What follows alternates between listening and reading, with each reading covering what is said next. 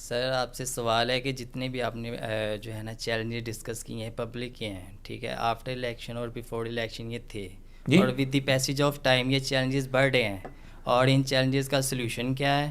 اور after second آپ نے بات کی لیڈرشپ کی، تو اللہ تعالیٰ کی ذات کہہ رہی ہے کہ میں نے انسان کو جو ہے اپنی ذات کے بعد یہ اختیار دیا ہے کہ وہ زمین اور کائنات کو مسخر کر سکتا ہے، ٹھیک ہے، تو وائی ہم یہ ایجوکیشن یہ نالج کیوں نہیں پروموٹ کرتے جس کے ساتھ ہم جو ہے اٹ سیلف انڈیپینڈنٹ ہوں، نہ کہ ڈیپینڈنٹ ہوں، ٹھیک ہے۔ اور آپ نے ایک اور بات کی نیپولین ہل کی، تو نیپولین ہل جو ہے نیپولین ہل سر اس کے اندر بھی وہ ایک بات کہتا ہے کہ جس حوالے سے کہ انسان کے اندر جو جب تک لیڈرشپ پیدا نہیں ہوگی تو وہ کیسے ہوں گی؟ ایک عام پرسن کو پتہ نہیں لیڈرشپ کا رول کیا ہے، کیسے اس کے اندر وہ سکلز آئیں گی؟ پلیز اس کے بارے میں تھوڑا سا گائیڈ کر دیجیے گا، تاکہ ہم بجائے کوئی آرگنائزیشن ہمارے چیلنجز حل کرے، ہم خود اس کو کیسے ہے حل کر سکتے ہیں، اور کیسے اس کو جو ہے نا دیکھیں، پہلی بات تو یہ ہے کہ میں نے پہلے بھی کہا کہ لیڈرشپ جو ہے نا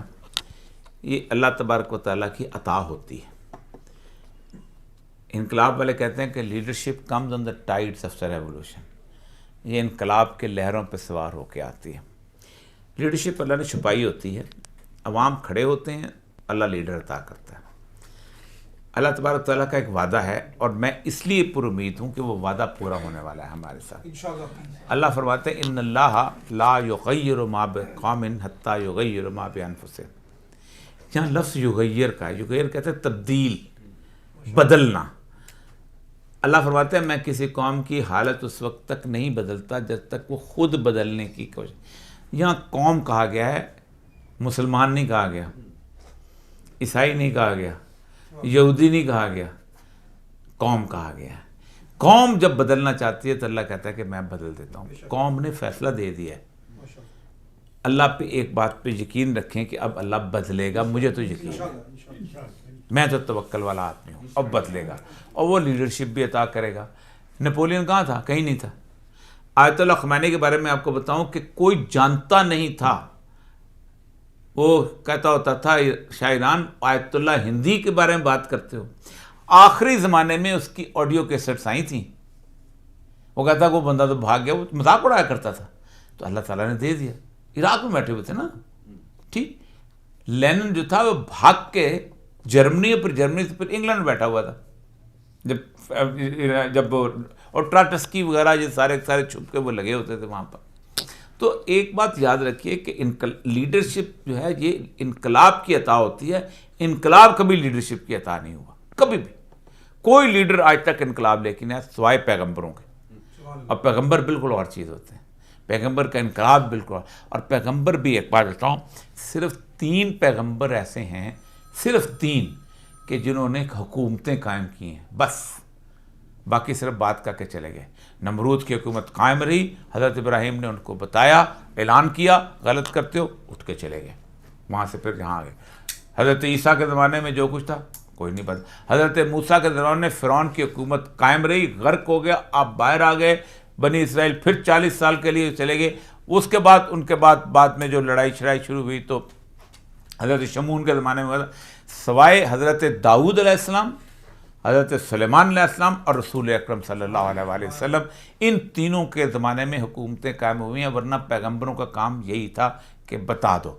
میرا اور آپ کا بھی ذمہ داری حکومت قائم کرنا نہیں ہے، وما علینا الا البلاغ، کھول کھول کے بتا دو۔ رسول اکرم سے کہا گیا لست علیہم بمسیطر، تم کوئی داروغہ نہیں ہو، بتا دو جو کچھ، ذمہ داری ہماری ہے، بتا دو۔ اگر ہم یہ بتا دیتے ہیں ہماری ذمہ داری پوری ہے۔ قیامت کے دن ہزاروں پیغمبر ایسے ہوں گے جن کے پیچھے ایک بھی امتی نہیں ہوگا۔ کیا وہ فیل ہو گئے؟ ان سے زیادہ کامیاب کون ہے؟ بہت کامیاب لوگ ہیں۔ تو اصل مسئلہ یہ ہے کہ ایک بات تو اللہ نے فساد بتا دیا کہ بدلنا چاہتا ہوں میں بدل دوں گا، اور یہ اس ملک کی حالت بدلنے والی ہے، اچھی طریقے سے بدلنے والی۔ شروع دن سے توکل اگر آپ پاس ہے اللہ بدلے گا، اور اللہ ظالموں کو کیفر کردار تک بھی پہنچائے گا، اور اللہ تعالیٰ یہاں سے ان لوگوں کی کبھی بھی خواہش کو رد نہیں کرے گا۔ لیکن ہم یہ دیکھتے ہیں کہ جاپان پہ ایٹم بم گرا اور وہ تباہ و برباد ہو گیا، زمین بوس ہو گیا ہیں، پھر وہ کیسے اٹھا اور کہاں چلا گیا. اور ایک ہم لوگ ہیں کہ ہم نے ایٹم بم بنایا اور ہم IMF کے مقروض ہو گئے.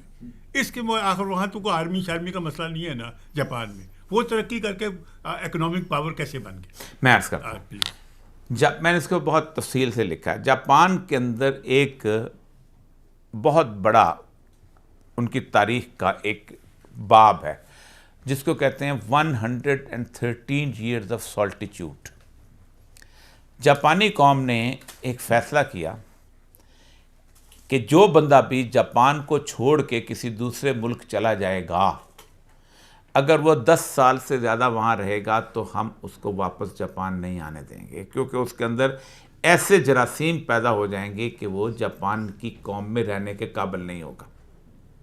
اور دوسرا، کسی اور کو ہم جاپان میں نہیں آنے دیں گے. ایک اسی لیے جاپان کی جو قوم ہے وہ پوری دنیا سے علیحدہ طور پہ انہوں نے اپنے ایتھک اخلاقیات بلٹ اپ کیے. جس وقت یہ معاہدہ طے ہو رہا تھا تو 27 شکیں معاہدے کی تھیں، تو اس میں سے ایک شک جو تھی اس نے یہ لکھوائی تھی کہ ہم تمہاری زبان جو ہے اس کو کبھی استعمال نہیں کریں گے. ایک اور کبھی اب اگر ہم اس قابل ہو گئے کہ ہمارے پاس اتنے انڈسٹریل ڈیولپ ہو گئے تو پھر آپ جو ہے ہم آپ کو تمہیں مال بیچیں گے، تمہیں خریدنے کے پابند ہو گئے. یہ 2 چیزیں ٹوٹل بات. دنیا کے اندر ہمیشہ غلامی کی بنیاد جو ہے وہ آپ کی زبان جو ہے وہ اور کلچر جو ہے وہ رکھتے ہیں. انہوں نے نہیں آنے دیا. یہی وجہ ہے کہ آج بھی جاپان کے اندر آپ کو انگریزی بولنے والا بہت کم ملے گا. آج بھی جاپانی جو ہے وہ بیڈ پہ نہیں سوتے، زمین پہ سوتے ہیں. ان کے آپ کو اب ڈھونڈنا پڑے نا، کمرہ بڑی مشکل سے ہوتا ہے. آج بھی جاپانی جو ہیں وہ اسی طرح طیات کی طرح بیٹھ کے وہ چائے پیتے ہیں. جاپانیوں کے اندر اس حد تک اخلاقیات کا سطح ہے کہ اگر کوئی شخص جھوٹ بولتا ہوا پکڑا جائے تو اس کی انگلی اس کو کاٹنی پڑتی ہے. میں نے ایک بندے کو خود دیکھا، اس انگلی کو برف کے اندر ڈالا ہوا تھا. میں نے کہا کیا ہوا؟ تو اس کہتے ہیں اس کو چھیڑ رہے تھے کہ تم مرد بنو، تم جھوٹ بولے پکڑ گئے تو کاٹ. اگر دھوکہ دیتے ہوئے پکڑا جائے تو اس کو خودکشی کر لیتا ہے، اس کو سامنے اس کو کہا جاتا ہے. جاپانی کے بارے میں کہا جاتا ہے کہ آج اگر صرف کلمہ طیبہ پڑھ لیں تو اس کے بعد وہ مسلمان ہیں. وہ تمام تر اخلاقیات، تمام تر چیزیں اس کے اندر ان کے اندر موجود ہیں جتنی ہو سکتی ہیں. جاپانی اس وقت دنیا کی واحد قوم ہے جو سود نہیں کھاتی. وہاں نیگیٹو انٹرسٹ ریٹ ہے. آپ ان کے بینک میں پیسے جمع کرائیں، وہ آپ سے کرایہ مانگتے ہیں کہ ہم تمہارے پیسے کی حفاظت کر رہے ہیں. 1997 کے اندر 99 کے اندر ان کے یہاں زرپ آیا تھا، 0 انٹرسٹ ریٹ پالیسی، 0. اب وہ ان کے یہاں نیگیٹو انٹرسٹ ریٹ ہو گیا. کرولا کی مثال آپ کو میں دیتا ہوں. کرولا کمپنی جو تھی اس کا جو مالک تھا آج سے 75 سال پہلے بینک میں گیا اور کہا کہ مجھے کچھ پیسے کی ضرورت ہے، مجھے انویسٹمنٹ کرنی ہے.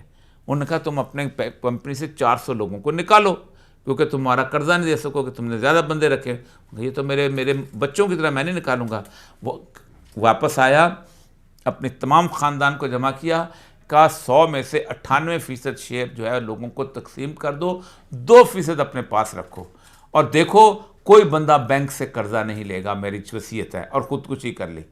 آج دنیا کی biggest automobile company of the world بغیر سود کے کام کرتی ہے.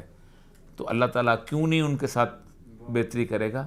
ایک انکار. اللہ کہتا ہے حرب من اللہ و رسول، اللہ اس کے رسول کے جنگ ہے، وہ پوری کی پوری قوم اس کے اللہ کے ساتھ کھڑی ہے، تو اللہ کیوں ساتھ نہیں دے گا ان کا؟ تو اصل بنیادی تر وجہ ہے کہ پاکستان کے اندر پیدا بعد میں ہوتا ہے، باہر جان کی خواہش پہلے پیدا ہوتی ہے. وہ کہتے ہیں جو باہر گیا اس کو ہم واپس نہیں آنے دیں گے.